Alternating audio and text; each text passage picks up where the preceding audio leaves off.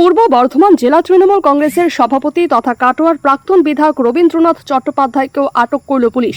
দলীয় কার্যালয় থেকে ত্রাণ সামগ্রী পাচারের অভিযোগে বিক্ষোভের মুখে পড়েন প্রবীণ নেতা। তাকে ঘিরে চোর চোর স্লোগান দেন বিজেপির কর্মী থেকে স্থানীয়দের একাংশ।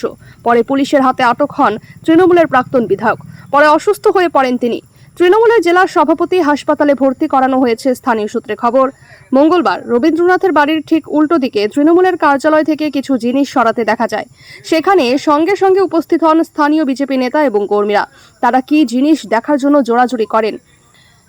বিজেপির দাবি, ওই তৃণমূল কার্যালয়ে সরকারি জিনিসপত্র মজুত করে রাখা ছিল। নানা ত্রাণ সামগ্রী যেমন পোশাক, কম্বল, ত্রিপল ইত্যাদি সরানোর চেষ্টা করছিলেন তৃণমূলের কয়েকজন। তাদের কর্মীরা হাতে নাতে ধরেছেন। অন্যদিকে ওই নিয়ে গন্ডগোল শুরু হতে বাড়ি থেকে বেরিয়ে দলীয় কার্যালয়ের দিকে যান তৃণমূলের জেলা সভাপতি রবীন্দ্রনাথ। প্রত্যক্ষদর্শীরা জানাচ্ছেন, তখন রবীন্দ্রনাথ ঘিরে চোর চোর স্লোগান দিতে থাকেন কয়েকজন। গন্ডগোল শুরু হয়ে যায়। খবর পেয়ে ঘটনাস্থলে যায় পুলিশ। তারা পরিস্থিতি নিয়ন্ত্রণে আনার চেষ্টা করে। সেখান থেকেই আটক করা হয় তৃণমূলের প্রাক্তন বিধায়ক রবীন্দ্রনাথকে। এর কিছুক্ষণ বাদে অসুস্থ হয়ে পড়েন ওই প্রবীণ নেতা। তাকে হাসপাতালে নিয়ে যায় পুলিশ। ইতিমধ্যেই পূর্ব বর্ধমানের দুই প্রাক্তন তৃণমূল বিধায়ককে গ্রেফতার করেছে পুলিশ।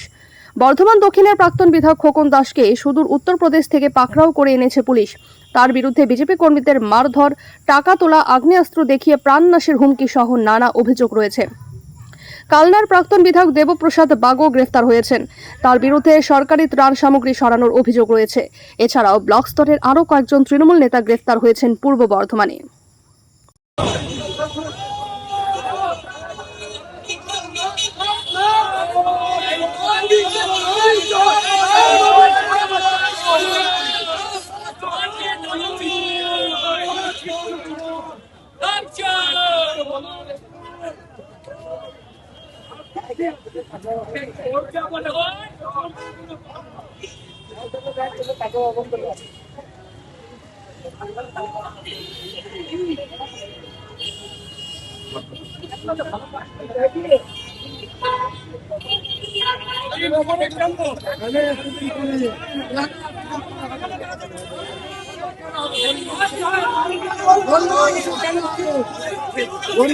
কেন হবে